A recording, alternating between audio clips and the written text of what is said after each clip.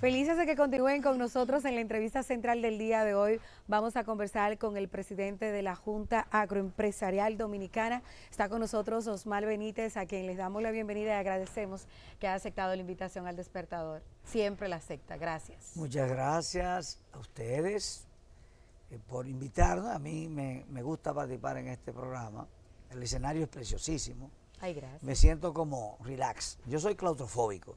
Los sitios encerrados me gusta, pero aquí yo me siento natural, bien, y me siento en confianza y en familia. Aquí hay una persona que es familia mía prácticamente, pues yo tengo años siendo amigo de ella. Desde los tiempos cuando ella comenzaba, jovencita, bella. Y yo era un agricultor ahí que estaba tratando de sembrar unos platanitos. Ana Mitila Lora, Diógenes, por supuesto, y a ti, sanjuanera ilustre que está aquí con nosotros. El granero del sur. Yo soy sanjuanero adoptivo. Sí. Mi primer trabajo que me mandó Balaguer a averiguar qué estaba pasando en Vallejuelo fue en el año 87, que le hicieron un informe. Y desde ese tiempo para acá tengo mis amores con Santiago, con San Juan.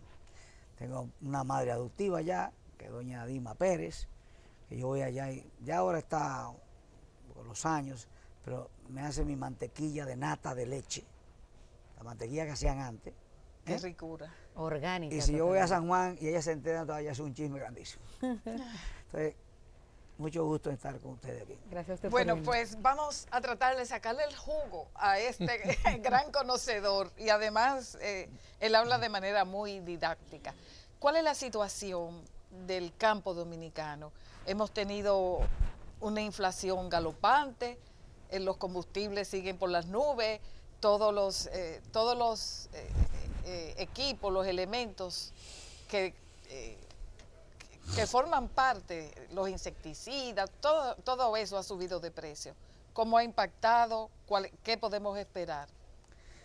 Bueno, yo creo que con los medios que tenemos ahora de comunicación, con un teléfono en la mano tú te enteras lo que está pasando en cualquier parte del mundo, creo que el pueblo dominicano y la sociedad mundial están más que documentados de cómo el mundo se ha globalizado. Eso que decían antes, cuando comenzó el proceso de globalización de la aldea global, y que se ha podido confirmar, porque nosotros tenemos una enfermedad, un virus, una pandemia que se esparce por el mundo, causa muertes innumerables, pero impacta la vida de la gente, en su forma de ser, en el espacio personal, en el espacio abierto.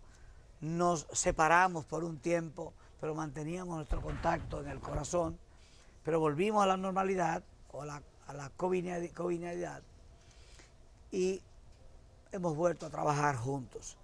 Yo recuerdo que mientras nos llegó el COVID, nosotros fuimos a un programa de televisión y le decíamos a la sociedad dominicana, manténganse en casa, que nosotros los agricultores vamos a seguir trabajando para que les llegue la comida a su hogar.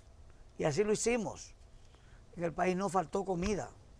En el país siempre hemos tenido la posibilidad de producir los alimentos que demanda el pueblo dominicano. Y es una de las cosas que hay que destacar, porque es uno de los pocos países en la región que tiene la capacidad de generar más del 85% de los alimentos de la canasta básica alimentaria.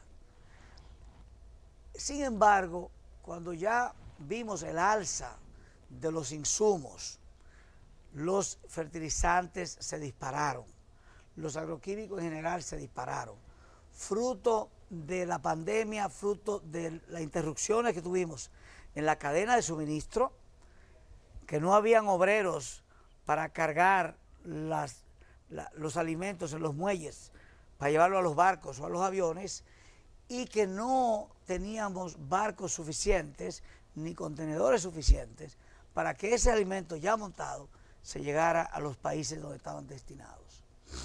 En naciones como la nuestra, que dependemos de algunos alimentos que no producimos, como por ejemplo el maíz, producimos pero no suficiente, el trigo, la avena, centeno, todos esos cereales que son producidos en los países grandes, pues no podían llegar a tiempo.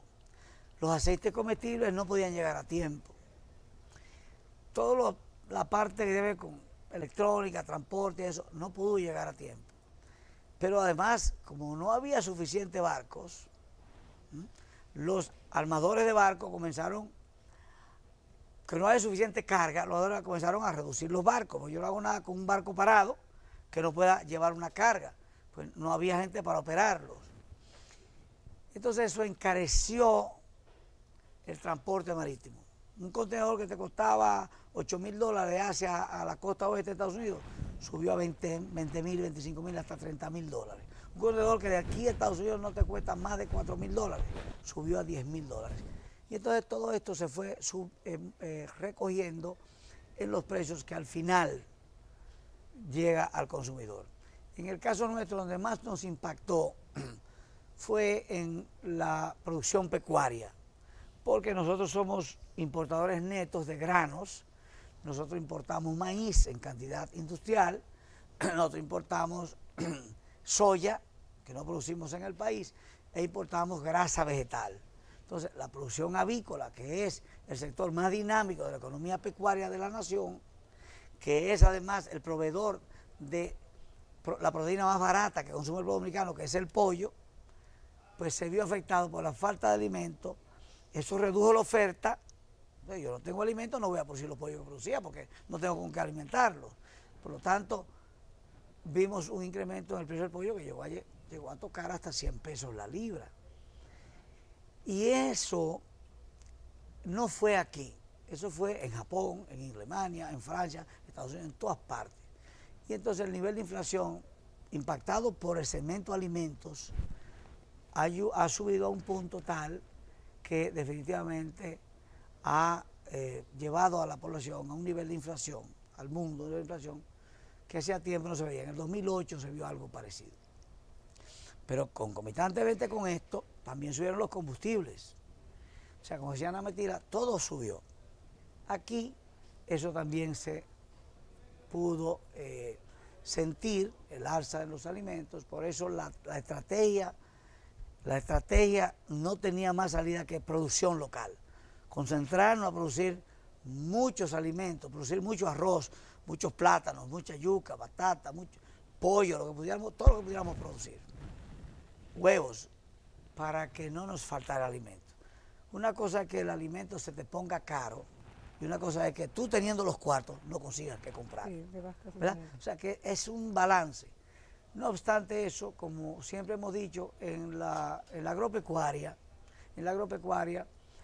los alimentos tienden a subir. En la producción de alimentos siempre tienen estaciones donde suben los precios. Por ejemplo, para el invierno suben los plátanos. Suben los plátanos y luego en la primavera ya comienzan a bajar. O sea, el pollo en el verano, desde que llega la Semana Santa hasta el verano, el precio del pollo tiende a subir, pero luego llega la primavera, el otoño y el invierno tiende a bajar. Don Omar. Por un tema de estacionalidad y un tema de productividad, de fisiología en la producción. Fisiología en la producción de vegetales y también en la parte animal. Don Omar, y en función de eso que usted describe muy bien, como todos sabemos, de las alzas que se produjeron que generaron de la inflación y los embarques y todo eso. Cuando creíamos que iba a bajar, entonces viene la guerra de Ucrania. Exactamente. ¿Qué lección usted entiende que eso nos deja como país y qué medidas se deben tomar para hacerle frente a cualquier situación similar que se pueda presentar en cualquier otro momento? Mira, Diógenes, hay una cosa muy importante que el sector productivo ha estado muy claro y que hemos tratado de hacérselo ver a la clase política. Si usted como político, o si usted como autoridad, o si usted como funcionario, puede hacer algo para asegurar que aquí se produzca comida, hágalo. No importa que aumente la cantidad y que muchas veces los precios bajen y que eso impacte al productor. O sea, no importa que eso está por debajo de que tengamos siempre los alimentos, de que tengamos una escasez o que nos falte la comida. Y les quiero contar una experiencia porque el gobierno de Puerto Rico nos contrató para sembrar arroz en Puerto Rico, después de 46 años que Puerto Rico no sembraba arroz. Y sembramos arroz en Puerto Rico. Y obtuvimos productividad por encima inclusive de algunas zonas productoras de arroz aquí. Pero cuando yo fui a Puerto Rico, que me meto en la agricultura de Puerto Rico, me doy cuenta que Puerto Rico en ese entonces apenas producía el 15%. Tenía de esa 15% de sus necesidades de alimentos dependen de todo de Estados Unidos. Necesidades básicas, el alimento puertorriqueño, lo que ellos llaman arroz con frijol, arroz con habichuela, arroz con gandules. O sea, ellos de todo dependían de Estados Unidos, 15%. Después del huracán María, la oferta local de alimentos de Puerto Rico bajó a un 10%. ¿Tú te imaginas un país, una nación, que el 90% de lo que se va a comer en el día depende de un barco que quizás en el camino tiene una tormenta? Como pasó con Katrina y la oferta de pollo en Puerto Rico, que cuando ocurre Katrina, que ocurre en la parte del Golfo, donde salen precisamente la mayor parte de los barcos que vienen a Sudamérica y a Centroamérica a traernos alimentos, no pudieron salir. Puerto Rico se quedó sin comida, sin pollo. Entonces, yo creo que la clase política tiene que ponerle atención a un tema que no debe ser politizado. La producción de comida no debe ser utilizada, eso no se juega, porque esa es la garantía del pueblo dominicano. Y yo he dicho a los políticos, no jueguen con la comida, no hagan política con la comida. Aquí la única política que se saca con la comida es la política económica, la política pública de apoyo al agricultor. En los países desarrollados, los agricultores son añoñados, le dan de todo. Aquí tenemos que seguir en esa dirección. Y yo quiero reconocer que después de la dictadura, todos los gobiernos que han pasado han contribuido con un granito de arena en favor del sector agropecuario. Y esa oferta de arroz que nosotros tenemos, que somos autosuficientes en arroz y que de hecho en este momento tenemos 7 millones de quintales de arroz en inventario, o sea, guardado en almacén. En inventario. En inventario. Eso es fruto de una concatenación de hechos de gobierno tras gobierno apoyando al sector arroz. Y lo mismo ha pasado con el pollo. Y lo mismo ha pasado con la producción de huevos. Y eso es lo que debemos hacer.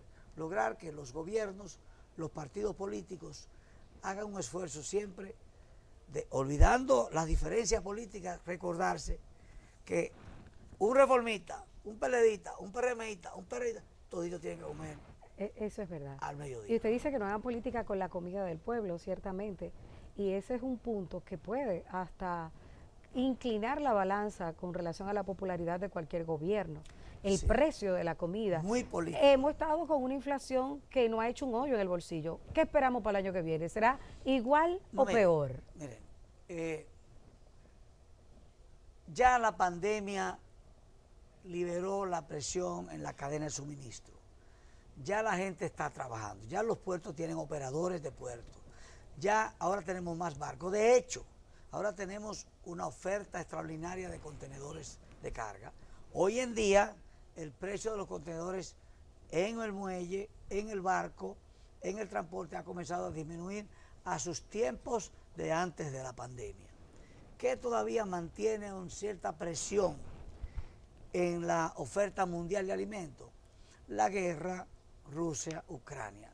Ahí vi esta mañana el noticiario internacional que habían explotado unos drones, unas bombas drones de Ucrania en el interior de Rusia, no en la frontera.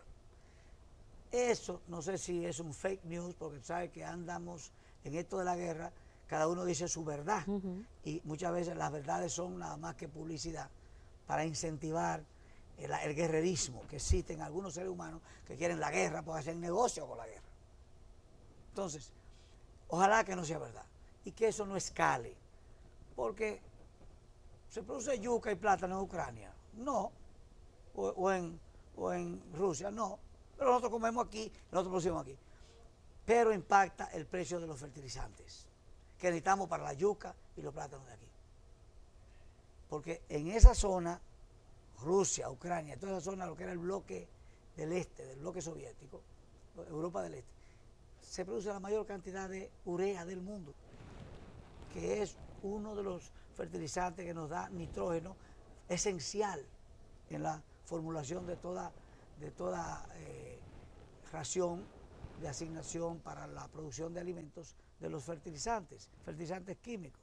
Hemos avanzado mucho en agricultura orgánica, hemos avanzado mucho en biofertilizantes, orgánicos, pero el grueso de la agricultura mundial es todavía agricultura convencional, es agricultura que usa esos insumos. Sí, entonces, perdón, Porque los precios van a depender de la guerra.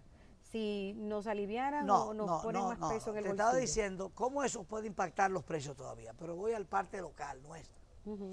Ojalá que Zelensky y Putin, ¿verdad?, se beban un vodka de la paz y la armonía. Nosotros estamos dispuestos a ponerle los cigarros dominicanos, que son los mejores cigarros del mundo. Ahora, volviendo al tema, ¿qué va a pasar con los precios? La tendencia de los precios en República Dominicana es a bajar a partir de la primavera. A partir de la primavera, nosotros recuerden que somos productores de alimentos estacionales. La mayor parte de los granos se producen en invierno o primavera. O sea, se siembran en diciembre y se cosechan abril, marzo. Van a comenzar a bajar. Los precios de los pollos han bajado, los precios del huevo han bajado, los precios de la carne ha bajado, se ha notado una disminución en algunos alimentos básicos, algunos se mantienen altos. Pero cuando yo llamo a los agricultores, tengo los teléfonos de 180,000 agricultores, la gente me dice, Omar, pero a mí me están pagando el plátano a 5 pesos aquí y allá en la capital está a 13 y a 15. Eso es barato. ¿Entiendes? Hay plátano a 30 pesos. Estoy diciendo del que está en que parecen guineos. Pero por el intermediario. Pero igual, el platanero que en Barahona, que está vendiendo a 14 pesos en finca, 15 pesos en finca, 16, 17 y hasta 18, ven que está a 30 aquí. Pero el platanero tuvo 12 meses cuidando esa matita, llevarla a un racimo, y la mata de racimo y tuviera un plátano. Entonces hay alguien que va y se lo compra a 14 pesos y lo vende a 30 aquí. Entonces se gana 16 pesos. Gana más que el que lo sembró. Que duró 12 meses esperando. Yo soy platanero, tengo un conoquito de plátano y por eso se lo digo, ¿verdad? Que muchas veces el precio que paga el consumidor, desafortunadamente, no es el precio que está recibiendo el agricultor. Y debemos acercar más eso. Sí. El arroz es un producto estratégico para República Dominicana. Fundamental. Entonces, tenemos el Tratado de Libre Comercio y el arroz está en peligro, porque según lo que se firmó en el 2024, 25, ya Estados Unidos podría inundar a República Dominicana de un arroz más barato de lo que producimos aquí.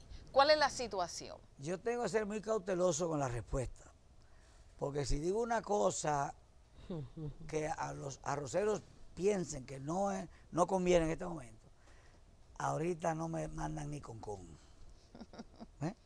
Pero también tengo que ser cauteloso. Díganos la verdad. Pero le voy a decir lo que yo pienso. Mire, nosotros tenemos una cuota hasta ahora de arroz americano. Todos ustedes recuerdan, porque alguno de ustedes algún día fue a un colmado en un barrio, o se paró a comprar algo en un colmado, que cuando teníamos el arroz americano, encima del mostrador, el dueño del colmado tenía el saco de arroz con el sello americano y la banderita americana. ¿Ustedes se recuerdan de eso? Porque la gente, no, yo lo quiero americano, porque la gente entendía que era un arroz americano, que hablaba inglés, que tenía ojos azules. Sí. ¿Ok? Y eso se impulsó así por los programas de ayuda que había, que nos donaban arroz, nos daban aceite, no te daban unos quesos largos. La Alianza para el Progreso. Sí, exacto. Y la gente compraba los quesos que traían para Inepre, la gente lo compraba en la calle. Yo compré queso en la calle. Los americanos, ¿verdad? Pero eso tiene que ver con el patrón de consumo del dominicano, del consumidor. El dominicano con el tiempo ha comenzado a darse cuenta que el arroz dominicano llena más que el arroz americano, harta más. Oiga bien, harta más que el arroz americano. Y eso no lo digo yo, lo digo porque tengo un testimonio.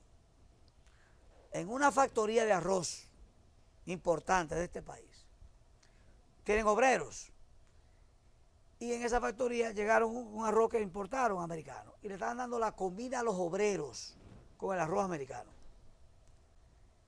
Y los obreros, después, se acabó el americano y el arroz americano. Entonces, los obreros vinieron donde la dueña de la factoría le dijo, doña, ese arroz, nosotros lo comemos a las 12 y ya a las 2 tenemos hambre. Ese arroz, ¿qué es lo que está pasando? Y lo están echando diferente, echándole más agua. Y cuando le dieron arroz dominicano a las 12, a las 6 todavía estaban hartos. O sea con la barriga no agarraba un cuerito.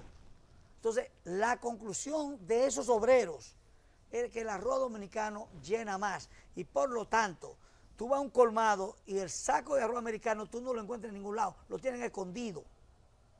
De hecho, lo que ha estado pasando ahora mismo es que los importadores de arroz americano lo están mezclando con el arroz dominicano para pasarlo más suave al pueblo dominicano. Entonces yo creo que el arroz dominicano, sabe que tiene naiboa, tiene merengue, tiene salsa, tiene bachata, tiene todo eso.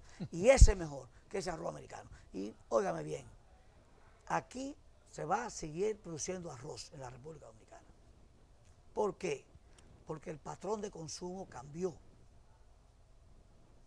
La gente prefiere el arroz dominicano. Y nosotros producimos, recuérdense, el 100% de la demanda de arroz. El pueblo dominicano consume más o menos 1.250.000 quintales mensuales ya. Y nosotros estamos produciendo el arroz que produce el pueblo dominicano. Se trae arroz, por supuesto, porque la demanda se aumenta. Cada vez que llega un turista, aumenta.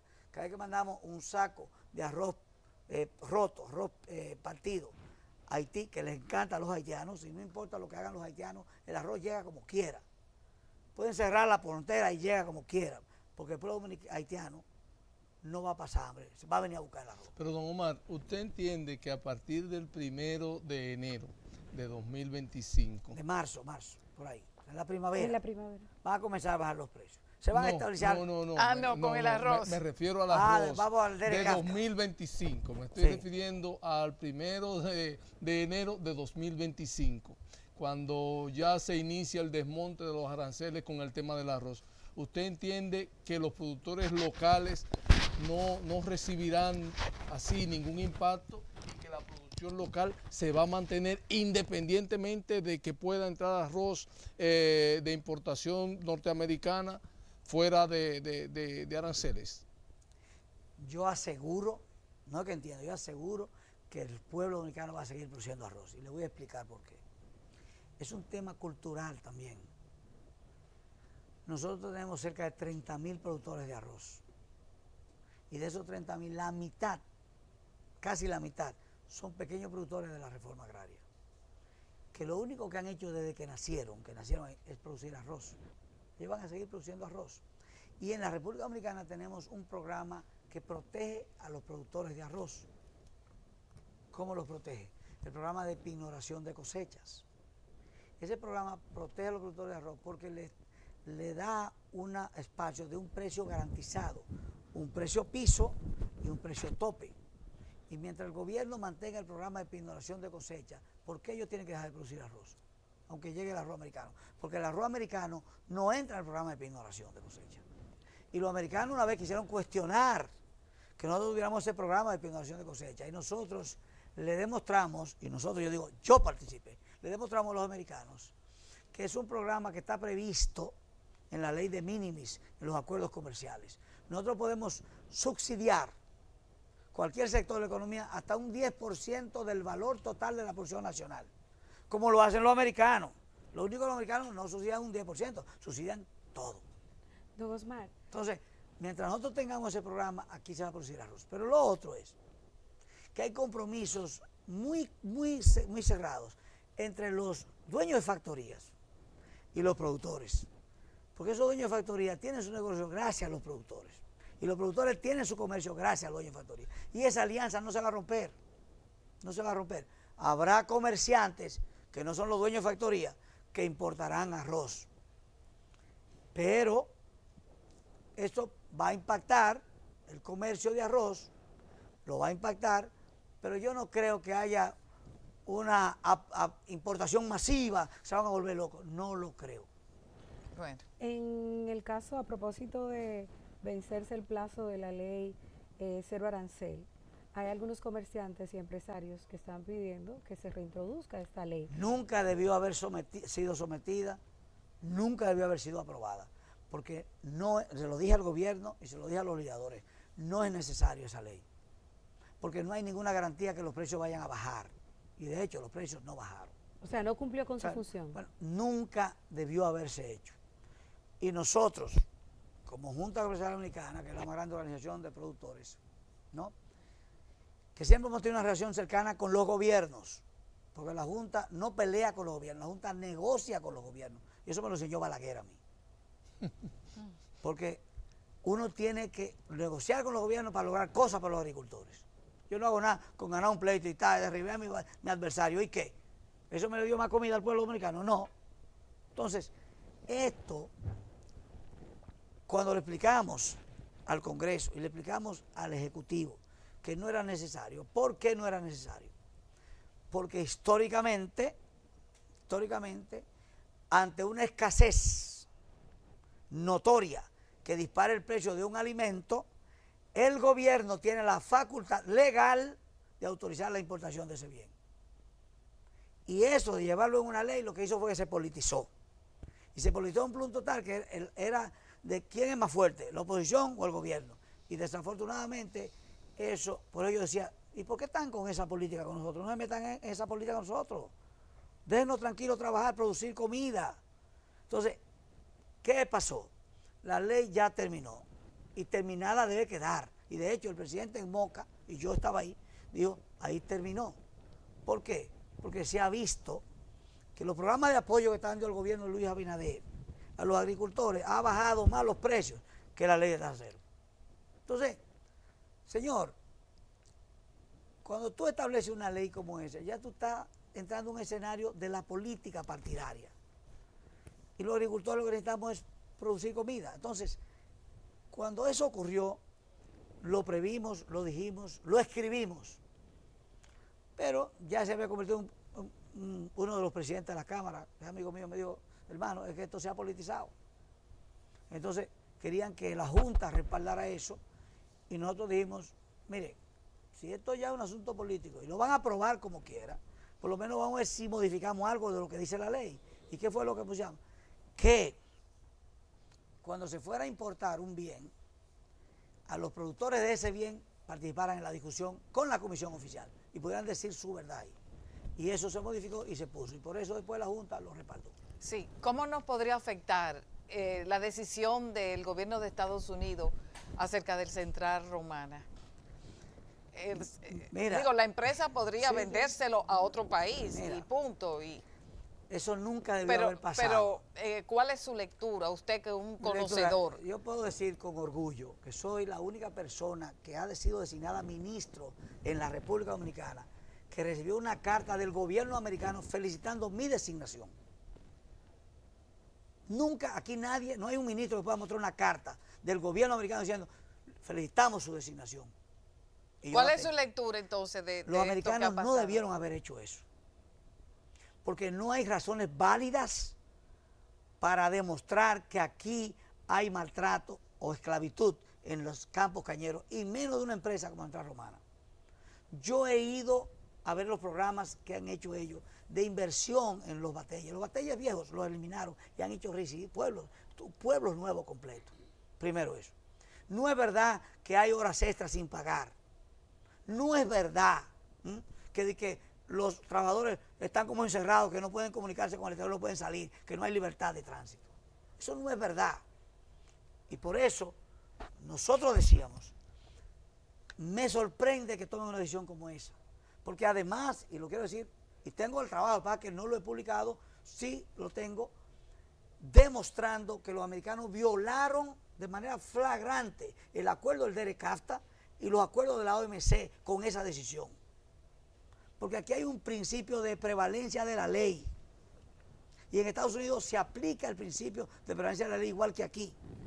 Los acuerdos internacionales tienen una posición supranacional, excepto la Constitución. O sea, un acuerdo internacional cuando se firma está por encima de la legislación local.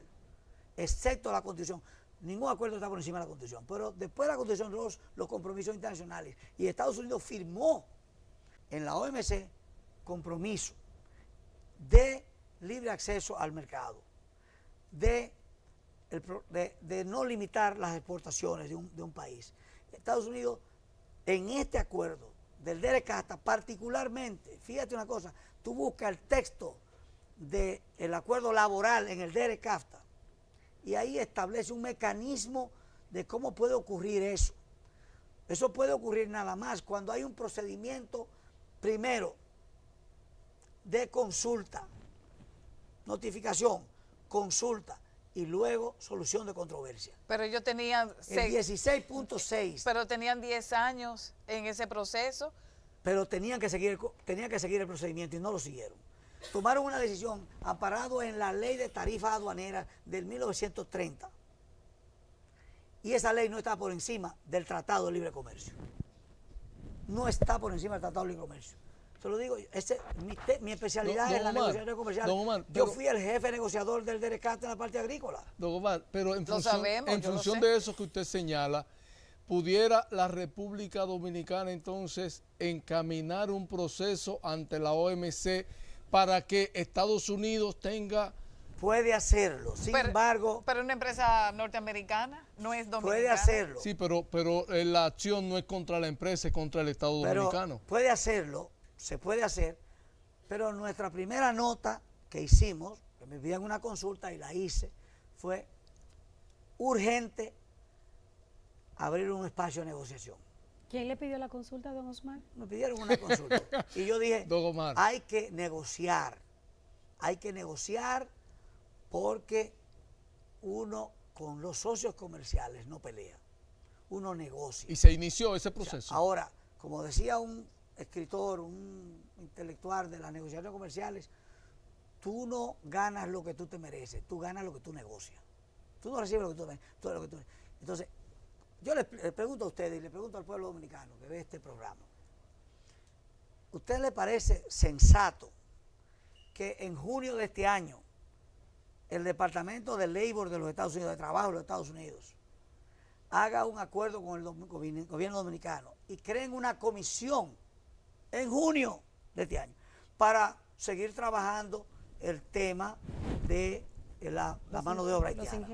Porque hace 10 años que es verdad que están investigando, porque hay congresistas de esos caucus que son contrarios a la República Dominicana, que los hay, que siguen insistiendo con eso. Hicieron un informe el año pasado. Exacto. Entonces, no, en este año, en ese informe de septiembre que hace la Organización Internacional de Trabajo, no menciona a la República, ese informe que cita el gobierno americano, hablando de la esclavitud, haciendo referencia al informe de la Organización Internacional de Trabajo, en ningún lado cita a la República Dominicana y cita a muchos países, primero.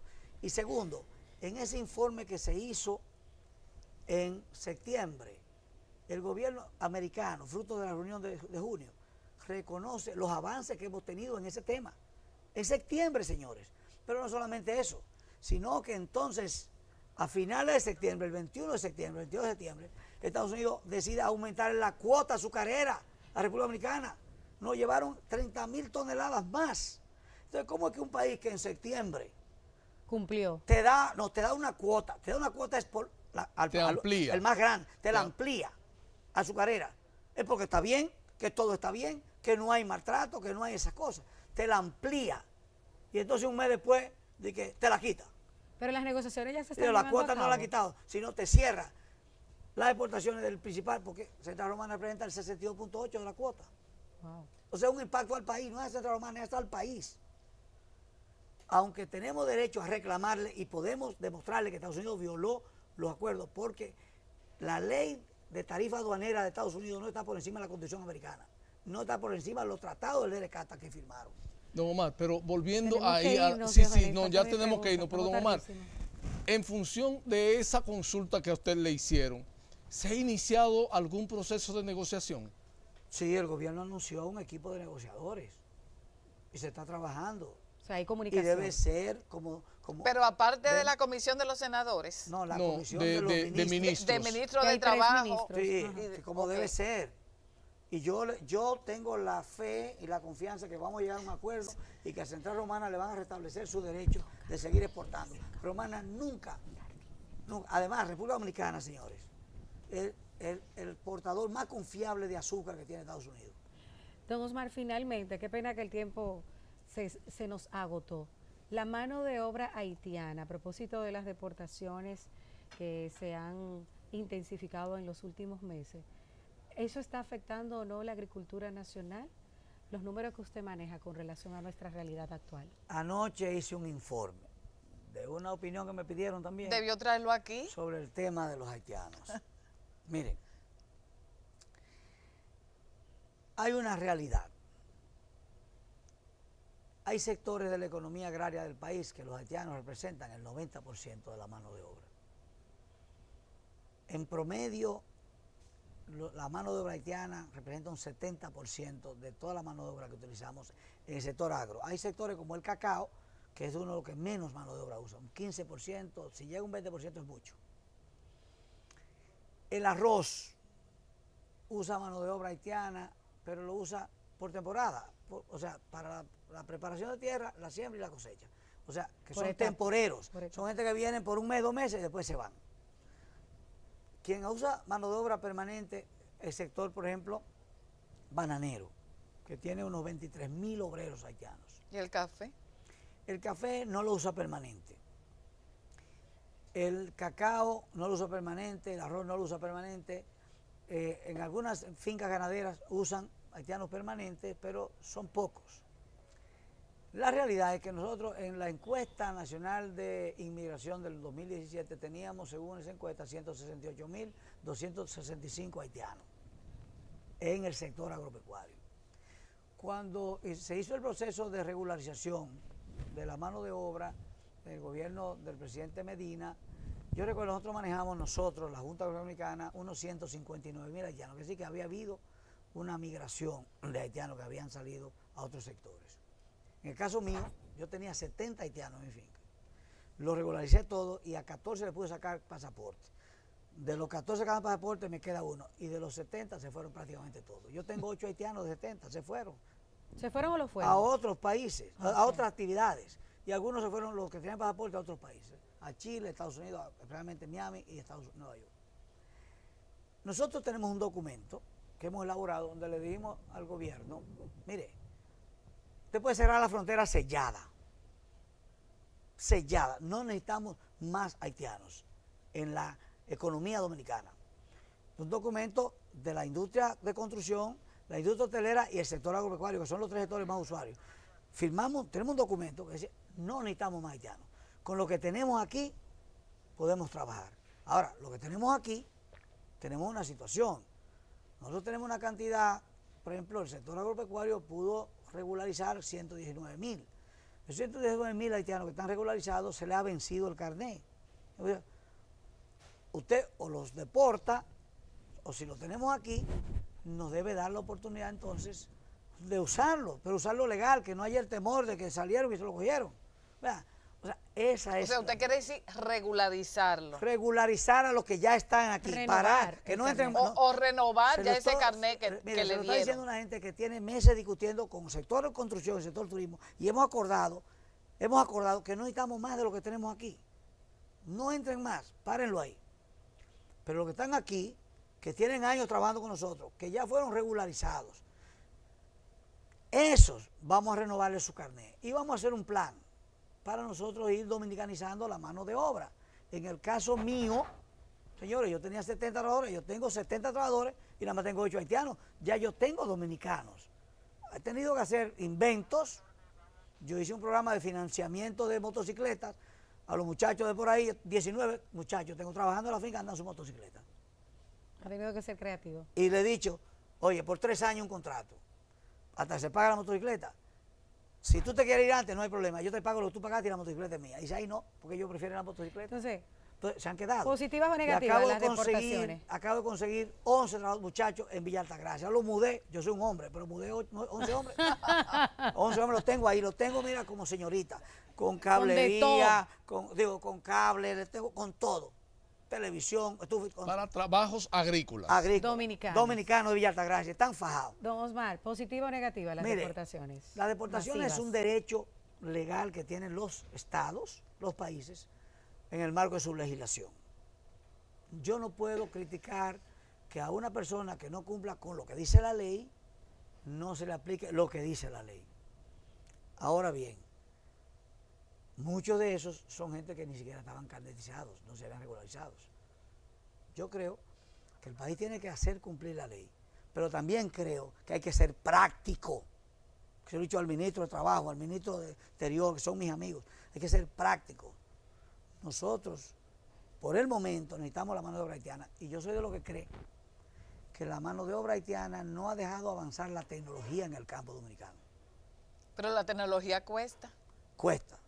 Entonces, yo, por ejemplo, es una decisión empresarial. Desde el 2017 yo tengo un dron para fumigar la finca de los plátanos. Y esos fumigación que lo hacíamos con obreros, ahora un operador me fumiga la finca entera. Y van a subir los plátanos porque usted está... Miren, tenemos que irnos y se quedó el subir. tema de los cerdos. No hay problema con los cerdos, que mucha gente estaba escribiendo ahí sobre los cerdos. Atiendan, en el chat en señores. vivo. Vamos a comer Atiendan. cerdo Tenemos el 24. puercos por un tubo y 7 llaves. No va a faltar puerco asado. Cómaselo a la puya, o cómaselo a la caja china, o cómaselo guisado. Puerco por un tubo y 7 llaves. Y pollo en cantidad. Aquí no va a faltar lo que es la ración del pueblo dominicano. Siempre nos encanta hablar con usted, don Osmar Benítez, A mí me encanta presidente venir aquí. ejecutivo de la Junta Agroempresarial Dominicana. Muchísimas Se nos agotó gracias el por tiempo, qué invitarme. pena, se nos quedaron muchos temas. Pausa, Linda Cortorreal también con un boletín informativo, ya regresamos con más. Linda.